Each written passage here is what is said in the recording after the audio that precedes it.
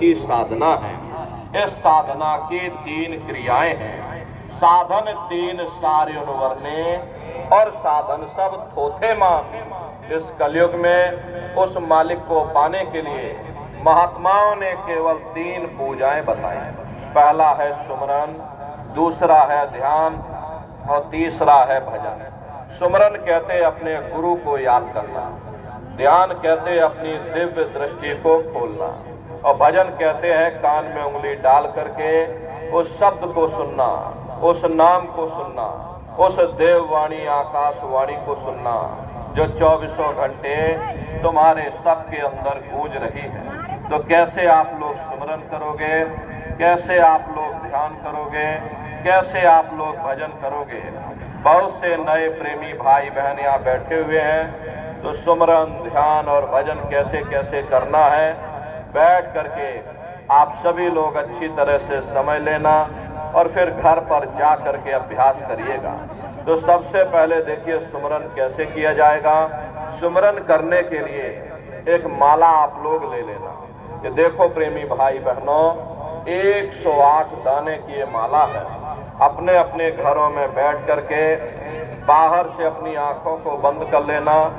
दोनों आंखों के मध्य भाग में दूर सामने देखिएगा तो सामने आपको अंधेरा दिखाई पड़ेगा। बस उसी अंधेरे में एक जगह पर अपनी दृष्टि को रोक करके और दाने दाने पर जय गुरुदेव नाम का जाप करिएगा। हर दाने पर जय गुरुदेव नाम, हर दाने पर जय गुरुदेव नाम, जय गुरुदेव जय गुरुदेव जय गुरुदेव जय गुरुदेव जय गुरुदेव कुल 108 बार करिएगा। दोबारा इसी जगह फिर वापस आ जाओगे। जब आप जय गुरुदेव नाम का जाप करोगे तो दोनों आंखों के मध्य भाग में अपने ध्यान को रोक करके दाने दाने पर जय गुरुदेव नाम का जाप करिएगा। जिसको आप याद कर रहे हो एक समय ऐसा आएगा वो अंतर में तुम्हारे सामने प्रकट हो जाएगा। उसके स्वरूप को देख लेना, फिर उसी के स्वरूप को याद करके जय गुरुदेव नाम का जाप सभी नए प्रेमी भाई बहन करिएगा। दूसरी बार फिर यहीं से जय गुरुदेव नाम का जाप, तीसरी बार फिर यहीं से जय गुरुदेव नाम का जाप। इस तरह से कुल 8 बार जय गुरुदेव नाम का जाप सभी नए प्रेमी भाई बहन करिएगा। और 8 बार करने के बाद में ये माला आप रख देना। प्रेमी भाई बहनों, ये जय गुरुदेव नाम किसी साधारण इंसान का नाम नहीं, ये स्वयं उस अनामी महाप्रभु का नाम है। समय समय पर संत महात्मा फकीर अपने अपने समय पर आकर के अपनी साधना के द्वारा उस मालिक के नाम को जगाते हैं, उस मालिक के नाम को सिद्ध करते हैं। जैसे कबीर साहब आए, कबीर साहब ने साहिब नाम सिद्ध किया।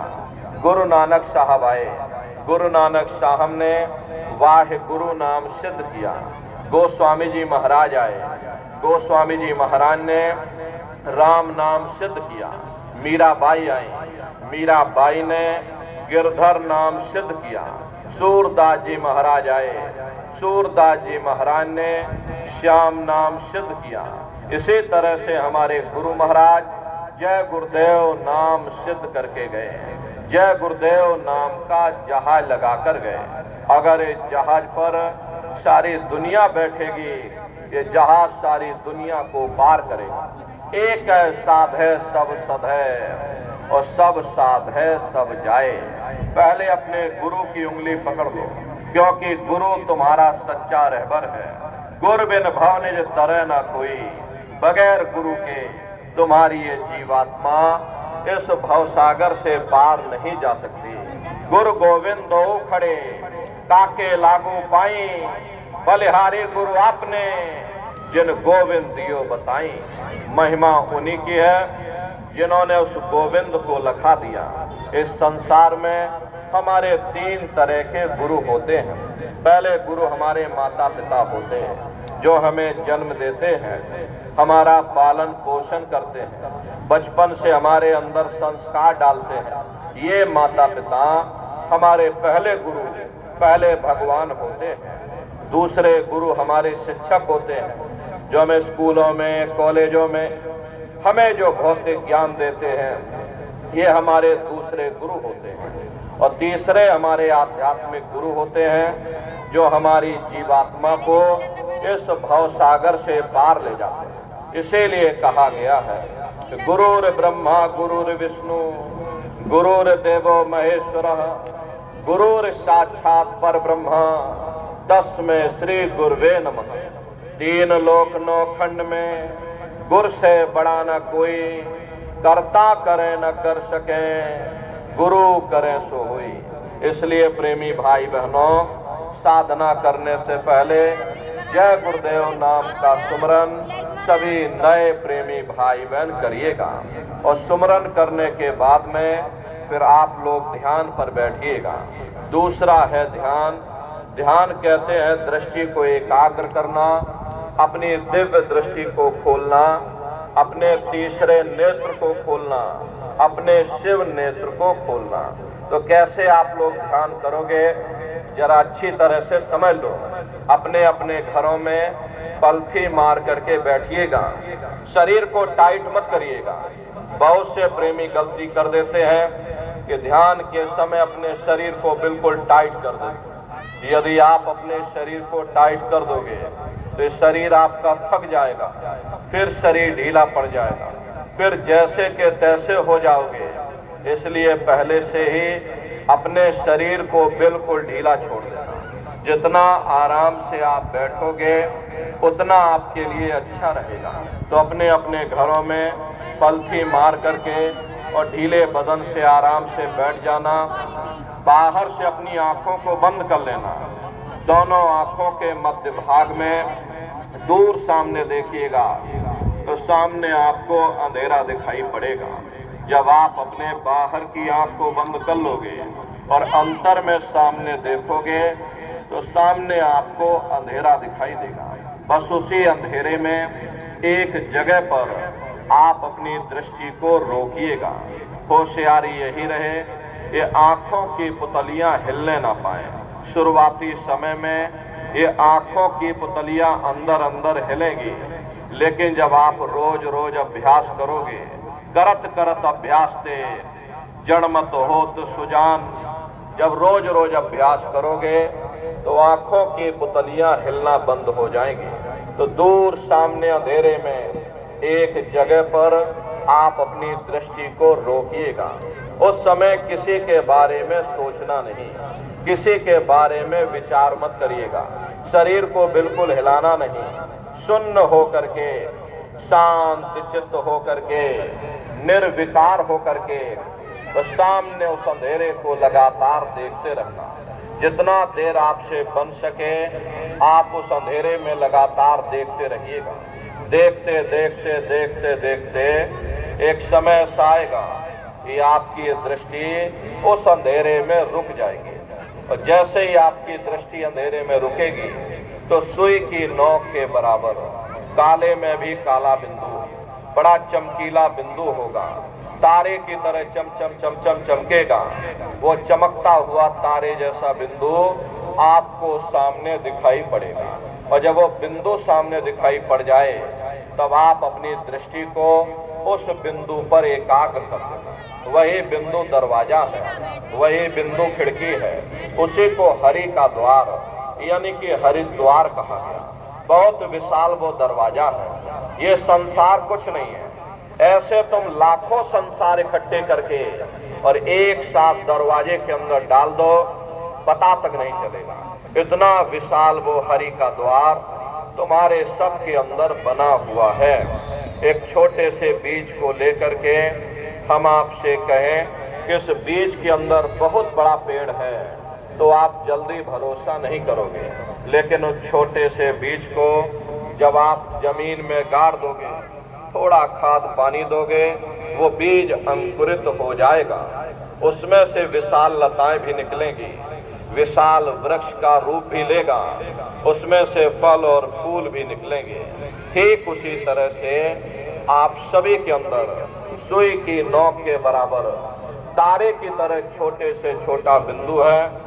उस बिंदु के अंदर बड़े बड़े ब्रह्मांड बसे हुए हैं। वो तारे जैसा चमकता हुआ बिंदु आपको सामने दिखाई पड़ेगा।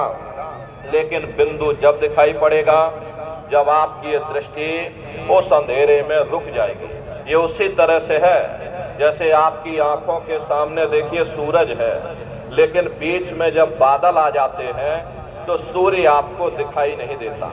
अगर बादल हट जाएं तो सूरज सामने दिखाई पड़ेगा, उसके प्रकाश की अनुभूति आप स्वयं करोगे। ठीक उसी तरह से कर्मों के बादल अंधकार बन करके, काली दीवार बन करके हमारी आंखों के सामने आकर खड़े हो गए। जब आप अपनी आंखों की पुतलियों को उस अंधेरे में रोक करके रखोगे तो उसी अंधेरे में सुराख हो जाएगा। यही कहा गया है, दोनों तिल एक तार मिलाओ तब देखो गुलजारा है। यानी दोनों आंखों की पुतलियों को अंधेरे में एक जगह पर रोक करके रखो। जब आंखों की पुतलियों को अंधेरे में रोक करके रखोगे तो उसी अंधेरे में सुराख हो जाएगा।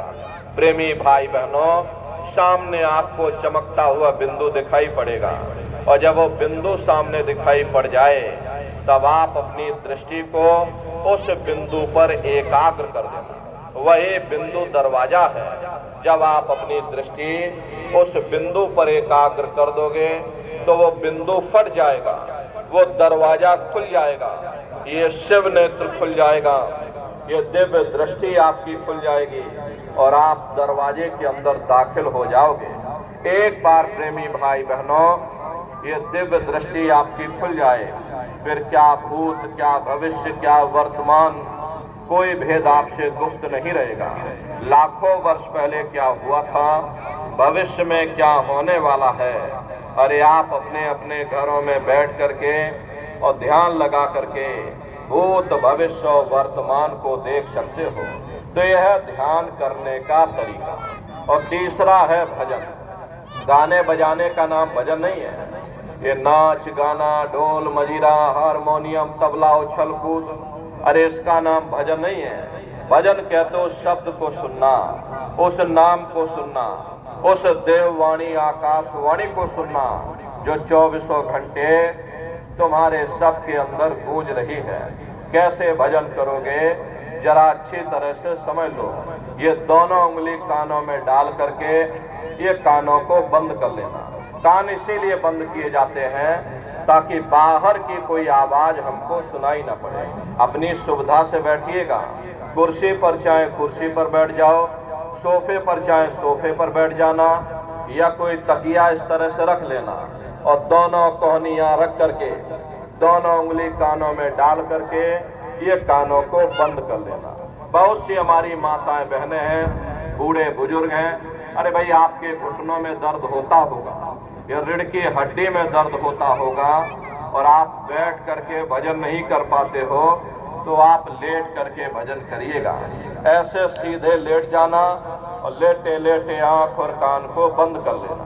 मतलब तो आंख और कान को बंद करना है, चाहे आप लेट करके करो या चाहे आप बैठ करके करो। यही कहा गया है, आंख कान मुख बंद कराओ, अनहद झिंगा शब्द सुनाओ।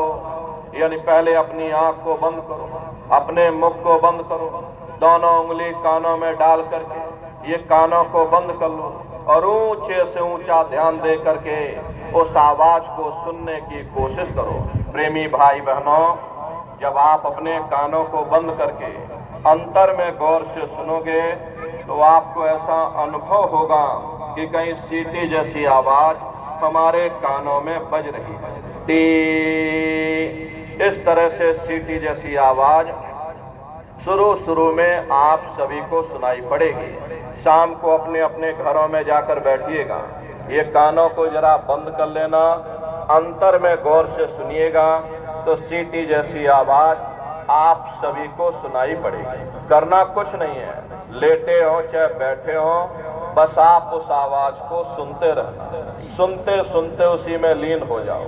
जब लगातार उसको सुनते रहोगे तो एक दिन ऐसा आएगा, दोबारा आपको अनुभव होगा कि कहीं बड़ी दूर से एक महीन आवाज घंटे और शंख की आवाज हमारे कानों में बज रही है। जैसे मंदिरों में घंटियां बजती हैं, टन टन टन टन।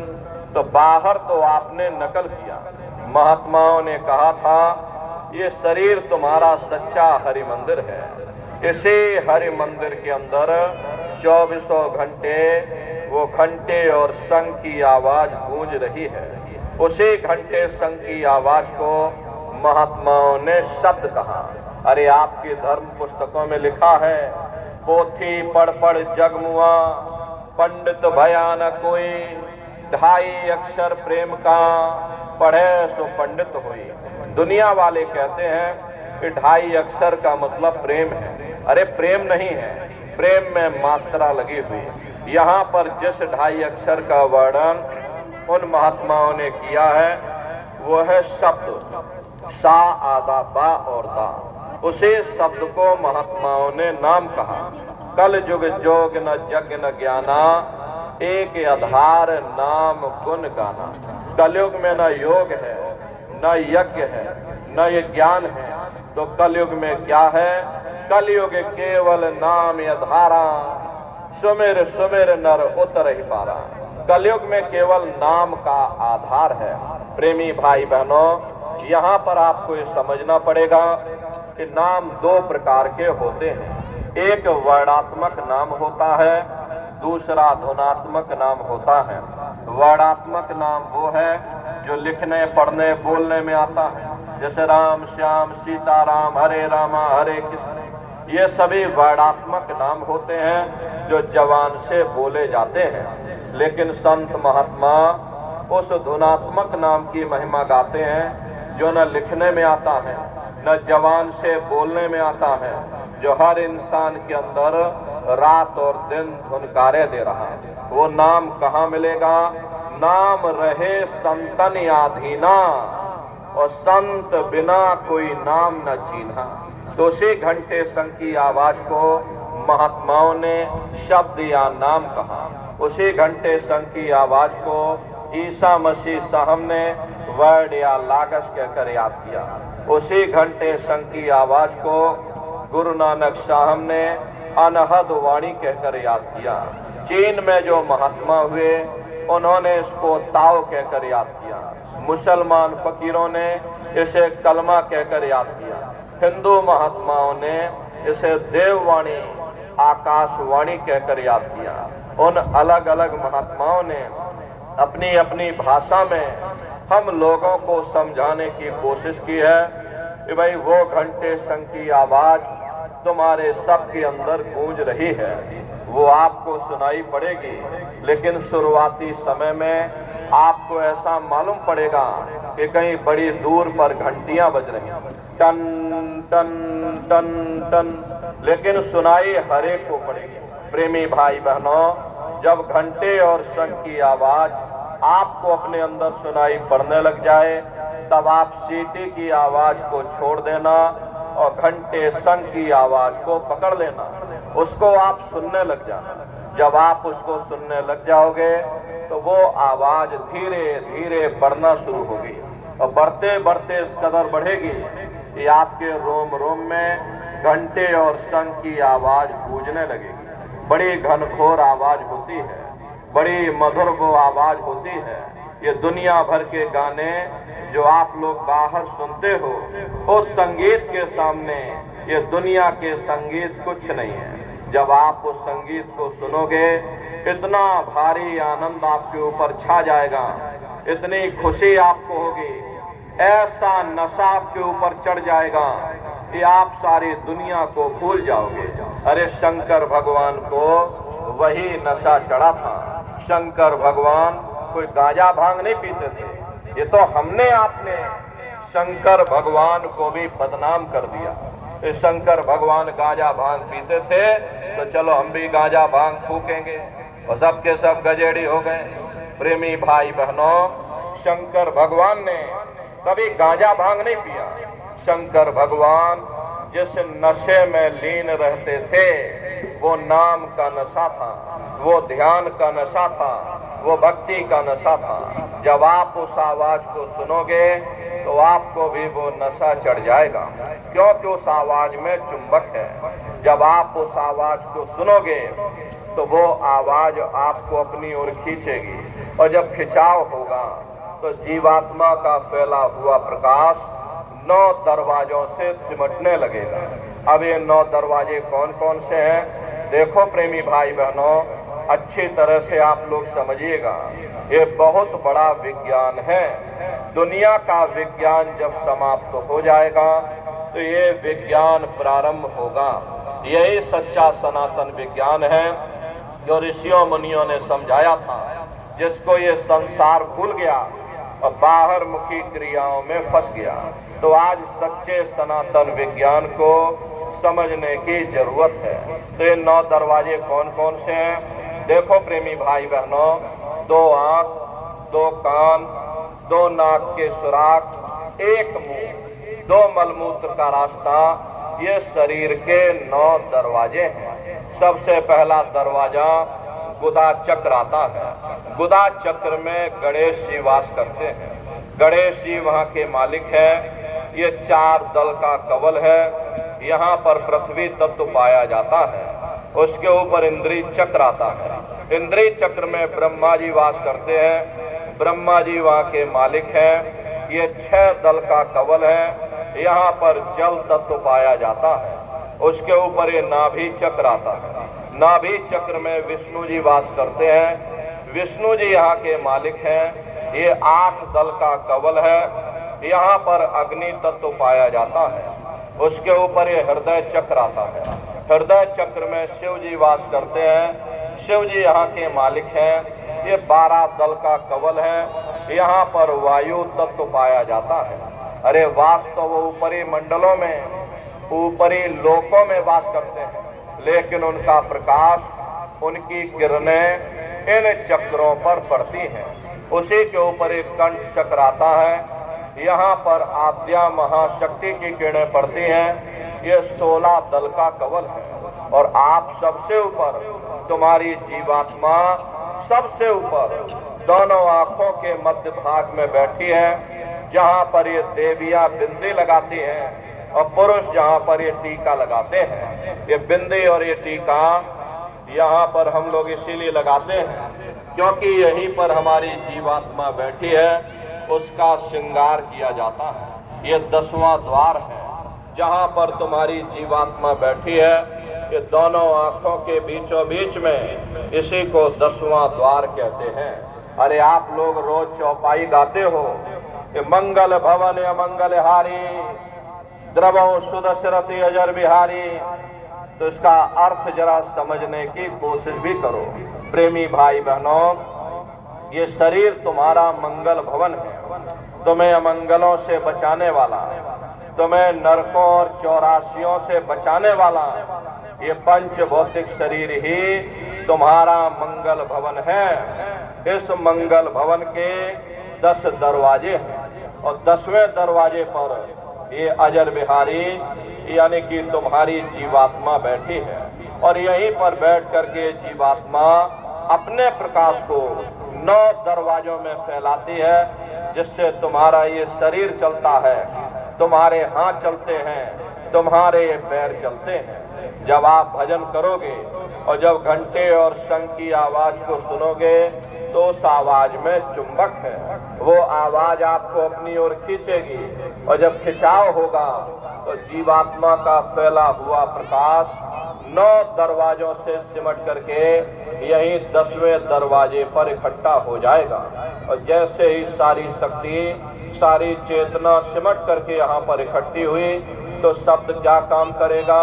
शब्द तुम्हारी जीवात्मा को खींच करके इस शरीर से बाहर कर देगा।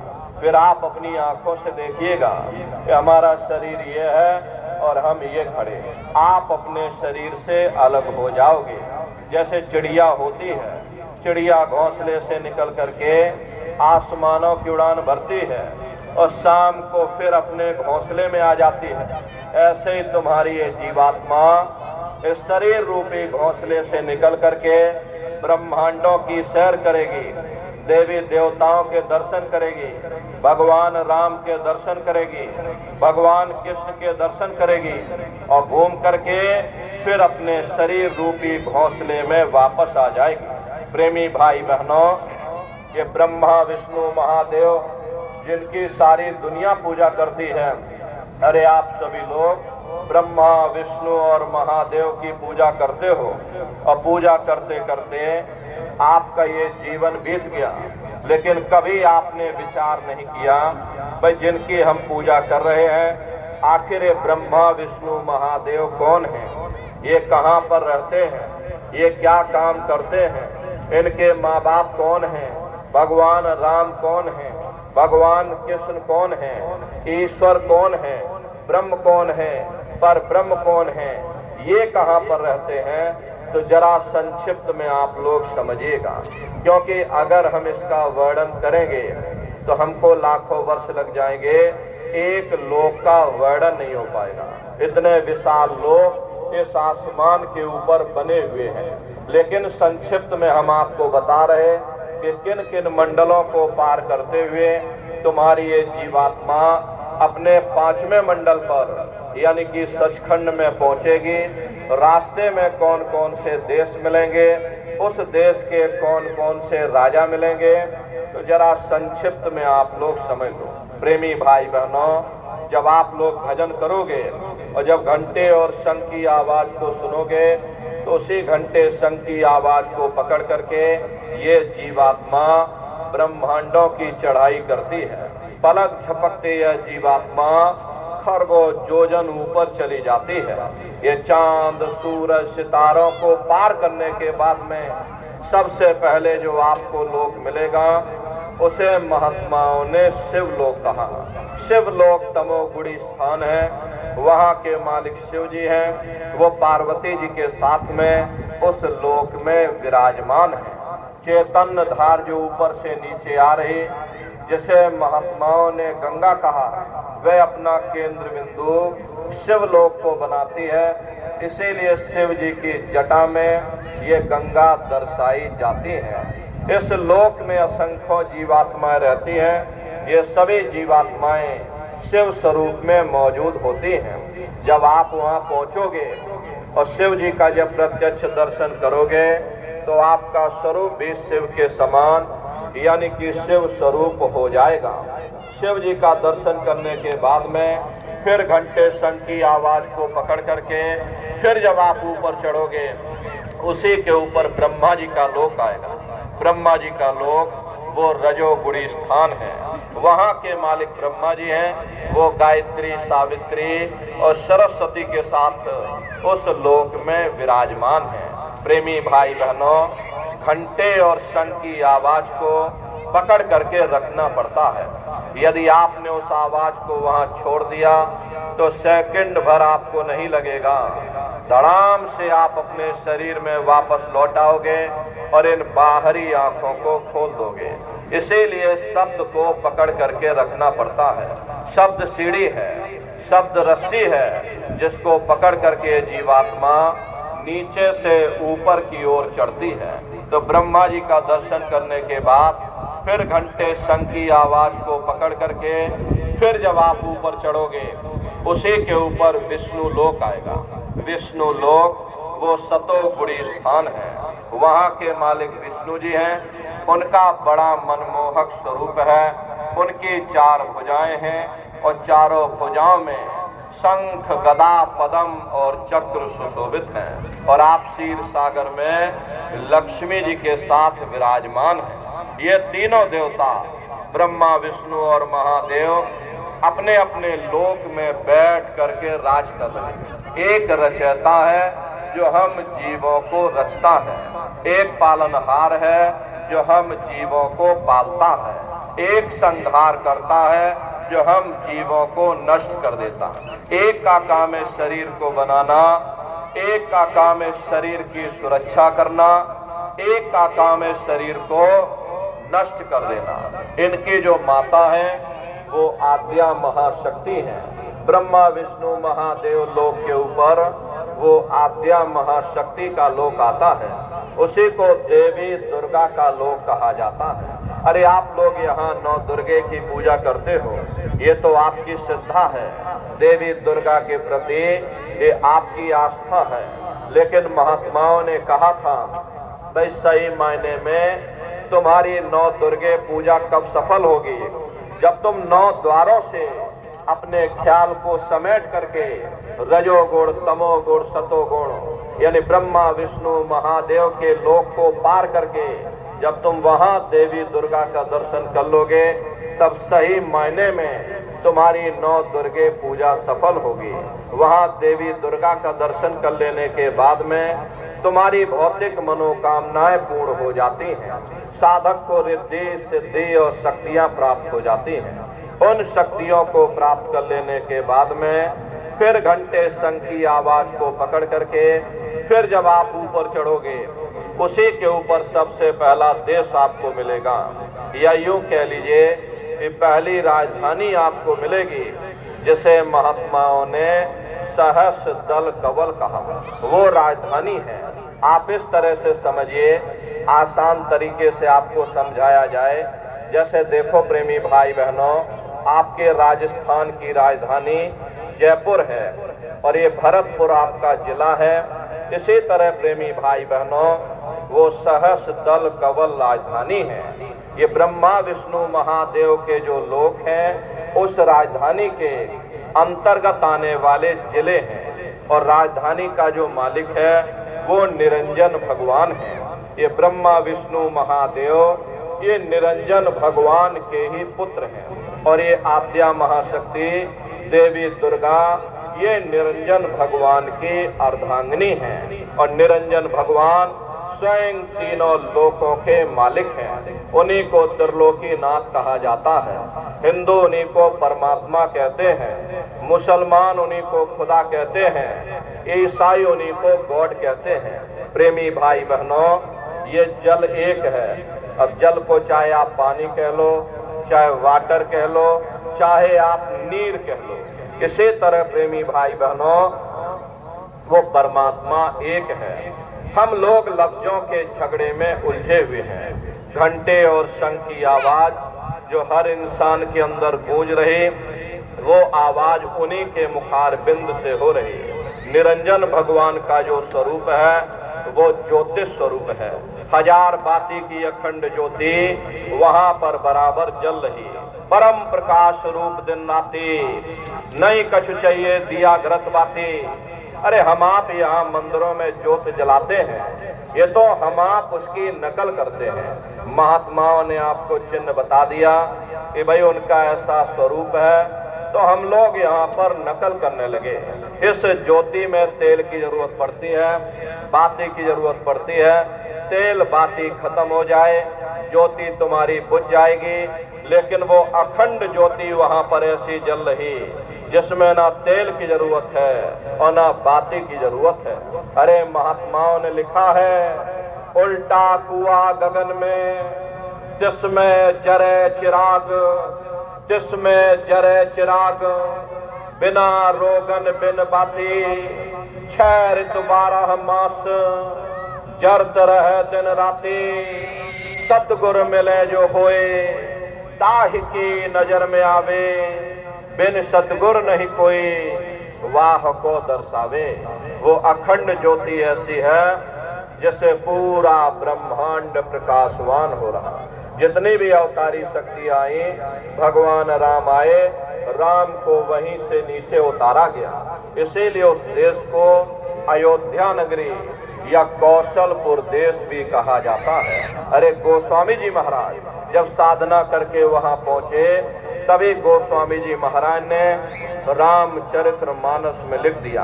देखो प्रेमी भाई बहनों, रामचरितमानस में गोस्वामी जी महाराज ने जो भी लिखा है वो सब अंतर का भेद लिखा। जब उन्होंने साधना किया, साधना करके जब ऊपर गए, जो कुछ उन्होंने ऊपर जा करके अपनी दिव्य दृष्टि से देखा वो रामचरितमानस में लिख दिया। अरे आप लोग ऊपर गए नहीं, आपने कुछ देखा नहीं, इसीलिए आप अर्थों को समझ नहीं पाते हो और अर्थ का अनर्थ कर देते। तो क्या लिखा गोस्वामी जी महाराज ने, देखिए गोस्वामी जी महाराज रामचरित्र मानस में लिखते हैं कि मुद्यो नैन त्रसत में भयो पुन चितवत कौशलपुर गयो। जब मैंने अपने बाहर की आंख बंद की, मेरी अंतर की आंख खुल गई और मैं क्या देख रहा हूँ, मैं कौशलपुर देश में पहुंच गया। मोहि विलोक राम मुस्काई, मुझे देख करके भगवान राम प्रसन्न हो गए। उन्होंने ऊपर जाने का मुझे रास्ता दे दिया। मैं ऊपर जा करके क्या देख रहा हूँ, उधर माज सुनंड जराया, देखे बहु ब्रह्मांड निकाया, अति विचित्र तह लोके अनेका, रचना अधिक एक देखा। विचित्र विचित्र भांत के वहां पर लोक बने हुए, एक से बढ़कर एक सोने के महल बने, जिनकी शोभा अवर्णीय है। प्रेमी भाई बहनों, वो असली अयोध्या नगरी है, वो भगवान राम का असली देश है। जब आप लोग साधना करके वहां पहुंचोगे, अपनी दिव्य दृष्टि से उस अयोध्या नगरी को जब आप स्वयं देखोगे, अरे तुम देखते रह जाओगे, ये क्या ईश्वर की लीला है, कैसी उसकी कारीगरी है, अनंत उसकी सत्ता है, अनंत उसका प्रकाश है। उसी आनंद को पाकर के बड़े बड़े राजे महाराजाओं ने अपने राजकाज पर ठोकरें मार दी और जंगलों में जाकर के नंगे हो करके नाचने लगे। इतना आनंद, इतनी खुशी उन साधकों को होती है। अरे मीराबाई को जब वो दौलत मिल गई, मीराबाई ने अपना राजपाट छोड़ दिया और मीराबाई कहने लगी, मैं मिल जाए पाए पियो अपना, तब मेरी पीर बुझानी, मीरा सूरत शब्द सहलानी। कबीर साहब को जब वो दौलत मिल गई और इन महात्माओं को जब वो दौलत मिल गई, उन्होंने ऊपर चढ़ करके उस अयोध्या नगरी को देखा, भगवान राम के देश को देखा, तो कलम तोड़ करके लिख दिया। अरे चिल्लाने लगे, अचरज देखा भारी साधो, अचरज देखा भारी रे, बिना बजाए निस्तिन बाजे, घंटा शंख नगारी रे, बहरा सुन सुन मस्त होता है, तन की खबर बिसारी रे, बिन भूमि के महल बना है, तामे जोत जारी रे, अंधा देख देख सुख पावे, बात बतावे सारी रे, जीता मर कर फिर जी जावे, बिन भोजन बलधारी रे, ब्रह्मानंद संत जन बिरला, कोई समझे बात हमारी रे। प्रेमी भाई बहनों, वो असली अयोध्या नगरी है, वो भगवान राम का असली देश है। अरे राम जी का दर्शन करने के बाद में फिर तुम्हारी यही जीवात्मा दूसरे मंडल की आवाज को पकड़ करके दूसरे मंडल की चढ़ाई करती है। श्याम तज श्वेत को गहना, सुरत को तान धुन सुनना, पंख के द्वार धस बैठो, त्रिकुटी जाय कर लेना। उसी के ऊपर दूसरा देश आता है, जैसे महात्माओं ने त्रिकुटी देश कहा। वहाँ के जो मालिक है वो ब्रह्म है, वहीं से मन और माया की उत्पत्ति हुई, वहीं से तीन गुण रजोगुण तमोगुण सतोगुण, तीनों गुणों की उत्पत्ति वहीं से हुई। ये जो आपके वेद हैं, वेदों को सारी दुनिया पढ़ती है, वेदों की भी उत्पत्ति उसी स्थान से हुई है। अरे महात्मा कहते हैं कि त्रिकुटी महल में विद्या सारा, घनहर गरजे बजे नगारा, लाल वरन सूरज उजियारा। वहां पर दो धुने, बादलों की गर्जन और मृदंग की आवाज उस लोक में गूंजती रहती है। जैसे पहले स्थान पर भगवान राम के देश में घंटे और शंख की आवाज गूंजती है, ऐसे ही दूसरे मंडल पर यानी कि ब्रह्म के देश में बादलों की गर्जन और मृदंग वहां पर बजता रहता है। ओम का जाप बराबर वहां होता रहता है। ब्रह्म का जो स्वरूप है लाल वरण सूरज उजियारा। ये सूरज कुछ नहीं है, ऐसे तुम लाखों लाख सूर्य इकट्ठे करोगे तो वहां का एक सूर्य बनेगा। प्रेमी भाई बहनों, ब्रह्म का जो स्वरूप है वो सुबह के लाल सूर्य के समान है, इसीलिए वहां का पूरा ब्रह्मांड लाल है। महात्मा जब साधना करके वहां पहुंचे तभी महात्माओं ने लिख दिया, लाली मेरे लाल की जित देखो उत लाल, लाली देखन में गई और मैं भी हो गई लाल। वो पूरा ब्रह्मांड ही लाल है।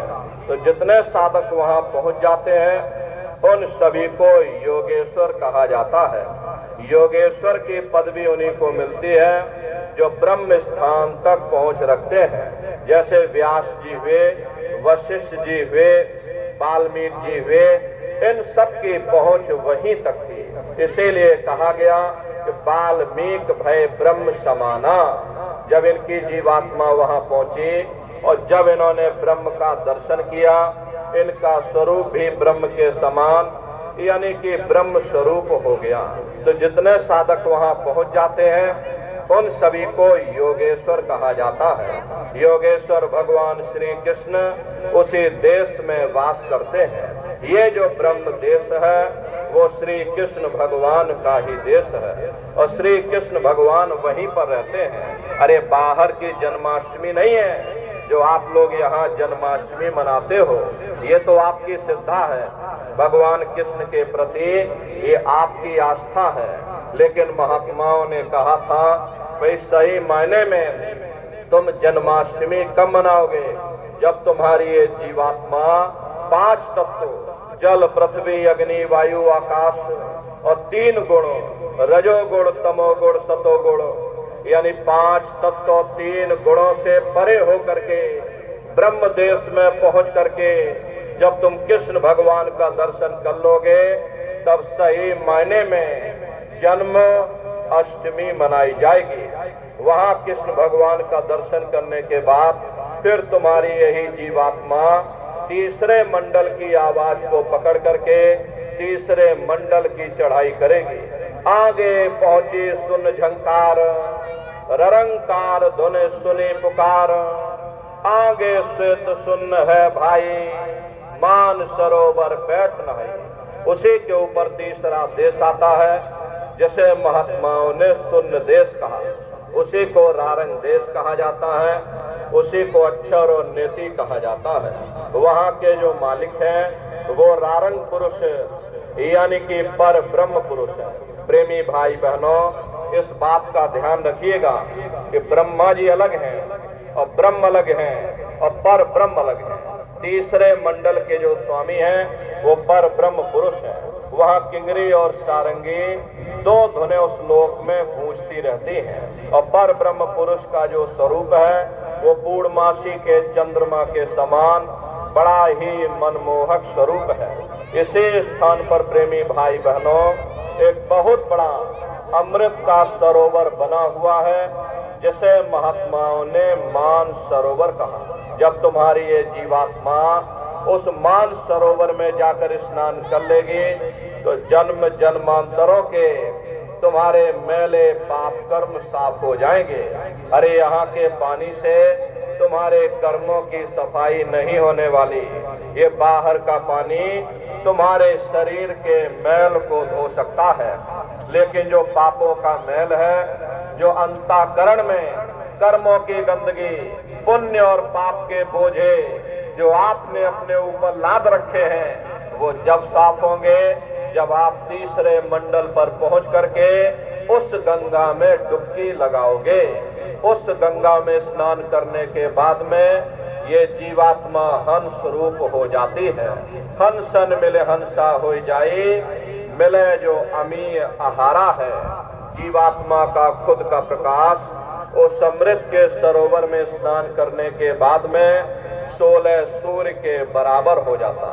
फिर यही जीवात्मा चौथे मंडल की आवाज को पकड़ करके चौथे मंडल की चढ़ाई करती है। 2 पर्वत के संग निहारो भंवर गुफा ते संत पुकारो। 2 पर्वतों को पार करने के बाद में वो बड़ा सुंदर देश आता है, जिसे महात्माओं ने भंवर गुफा कहा। वहाँ के जो मालिक हैं वो सोहंग पुरुष हैं। वहाँ बंसी यानी मुरली की मधुर ध्वनियां सदा उस लोक में उच्चारण होती रहती हैं। सोहंग पुरुष का जो स्वरूप है वो दोपहर के सूर्य के समान महाप्रकाशवान स्वरूप है। अरे स्वरूप में अंतर है। पहले स्थान पर निरंजन भगवान का जो स्वरूप है वो ज्योतिष स्वरूप है। दूसरे स्थान पर ब्रह्म का जो स्वरूप है वो सुबह के लाल सूर्य के समान है। तीसरे स्थान पर ब्रह्म पुरुष का जो स्वरूप है वो पूर्णमासी के चंद्रमा के समान है। चौथे स्थान पर सोहंग पुरुष का जो स्वरूप है वो दोपहर के सूर्य के समान महाप्रकाशवान स्वरूप है।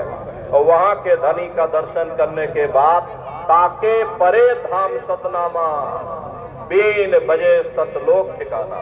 सोहंग देश के ऊपर वो 5वां देश आता है जिसे महात्माओं ने सचखंड देश कहा। वो सचखंड देश अजर अमर अविनाशी सदा एक रस रहने वाला देश है। वहाँ न काल है, न कर्म है, न दुख है, न संताप है, न पुण्य है, न पाप है। जो जीवात्माएं वहां पर पहुंच जाती हैं हमेशा के लिए जन्म मरण के बंधनों से आजाद हो जाती हैं। वहां के जो मालिक हैं वो सत्पुरुष भगवान हैं जिनके रोम रोम में खरबों खरब सूरज चांद सितारे प्रकाशमान। वही हमारे आपके सच्चे मालिक हैं, वही हमारे आपके सच्चे पिता हैं। हमको आपको वहीं से नीचे उतारा गया, फिर शब्द को पकड़ करके शब्द शब्द पौड़ी पर चढ़कर पहुंचो सचखंड सतनाम। तो शब्द कब पकड़ में आएगा? जब आप लोग भजन करोगे। तो भजन कैसे किया जाएगा जरा अच्छी तरह से समझ लीजिए। ये आंख और कान को बंद करिएगा लेकिन मन को रोकिएगा। ऐसे समय पर तुम्हारा ये मन जरूर भागेगा। अभी आप यहाँ सत्संग में बैठे हो, शरीर भले तुम्हारा यहाँ बैठा है लेकिन मन देखो सारी दुनिया में भाग रहा। किसी को बाल बच्चों की याद आ गई, मन बाल बच्चों में पहुंच गया। कोई दुकान दफ्तर छोड़ करके आया, मन दुकान दफ्तर में पहुंच गया। किसी को कोई बात याद आ गई, मन आपस में बातचीत करने लगा। तो शरीर तुम्हारा यहाँ बैठा है, मन सारी दुनिया में भाग रहा। ऐसे भजन से कोई लाभ नहीं होगा। कबीर साहब ने कहा है कि कबीर पापी भगत न भावई, हर पूजा न सुहाए, माखी चंदन पर हरे, जहाँ विगंध तह जाए। जैसे मक्खी चंदन या कस्तूरी पर नहीं बैठती है बल्कि रात दिन गंदगी में भिनभिनाती रहती है, ठीक उसी प्रकार से हम मनुष्यों का हाल है। हमारे आपके बुरे खोटे पाप कर्म हमें महात्माओं की तरफ जाने नहीं देते, उनके वचनों को सुनने नहीं देते। ये सब हमारे मन की खुराफात है। जिन्होंने मार मन डाला उन्हीं को सूरमा कहना, बड़ा बैरी ये मन घट में, इसी का जीत न कटना। अगर दुनिया में कोई हमारा दुश्मन है वो केवल तुम्हारा अपना ये मन है। अरे मन ही है जो आज भाई भाई का दुश्मन बना बैठा है, जाति जाति का दुश्मन बना बैठा है, कौम कौम मजहब मजहब का दुश्मन बना बैठा है। एक मुल्क दूसरे मुल्क को मिटाने की तैयारी कर रहा। ये सब तुम्हारे मन की खुराफात है। इसीलिए महात्मा कहते हैं बड़ा बैरी ये मन घट में, इसी का जीत ना कटना। अगर दुनिया में कोई हमारा दुश्मन है वो केवल तुम्हारा अपना ये मन है। अरे मन रूपी रावण कब मरेगा? जब 9 द्वारों पर फतेह हासिल करके तुम यहाँ 10वें द्वार पर चढ़ जाओगे तब सही मायने में दशहरा मनाई जाएगी। अरे बाहर की दशहरा नहीं है जो लकड़ी का रावण बना देते हो और फूंक फाक करके घर चले आते, कहते भाई हमने रावण मार दिया। अरे महात्माओं ने कहा था भाई सही मायने में तुम दशहरा कब मनाओगे? जब 9 द्वारों पर फतेह हासिल करके तुम यहाँ 10वें द्वार पर चढ़ जाओगे तब सही मायने में विजयदशमी मनाई जाएगी। तब ये मन रूपी रावण तुम्हारा मरेगा और तब तुम्हारी ये जीवात्मा, इसी जीवात्मा को महात्माओं ने राम कहा। अरे हम कोई अपने मन से नहीं कह रहे, धर्म ग्रंथों में लिखा हुआ है एक राम दशरथ का बेटा, एक राम घट घट में लेटा, एक राम का सकल पसारा, एक राम है सबसे न्यारा। एक वो राम है जो अयोध्या के वासी हैं, और एक राम घट घट में लेटे, यानी हमारी आपकी जीवात्मा जो हर एक के अंदर मौजूद है। महात्माओं ने कहा भाई एक वो राम है, एक राम का सकल पसारा, यानी पहले स्थान के मालिक वो निरंजन भगवान जिनको दुनिया त्रिलोकीनाथ कहती है, जिनका ये पूरा पसारा, ये पूरा संसार है। महात्माओं ने कहा भाई एक वो राम है, एक राम है सबसे न्यारा, पांचवें स्थान के मालिक वो सत्पुरुष भगवान जो हमारे आपके सच्चे पिता हैं। महात्माओं ने कहा भाई एक वो राम है। तो महात्मा तो उस राम की महिमा गाते हैं। मोटी बात आप पकड़िए कि भजन कैसे करोगे। आंख कान को बंद कर लेना, अंतर में गौर से सुनिएगा। शुरू में सीटी जैसी आवाज आप सभी को सुनाई पड़ेगी, उसे आप पकड़ लेना, लगातार सुनते रहना, सुनते सुनते उसी में लीन हो जाओ। एक दिन ऐसा आएगा, दोबारा आपको अनुभव होगा कि कहीं बड़ी दूर से एक महीन आवाज, घंटे और शंख की आवाज हमारे कानों में बज रही, और जब घंटे शंख की आवाज आपको अपने अंदर सुनाई पड़ने लग जाए, तब आप सीटी की आवाज को छोड़ देना और घंटे शंख की आवाज को पकड़ लेना। एक बार प्रेमी भाई बहनों, आप उस आवाज को पकड़ लो, फिर वो आवाज आपको नहीं छोड़ेगी, खींच करके शरीर से बाहर कर देगी।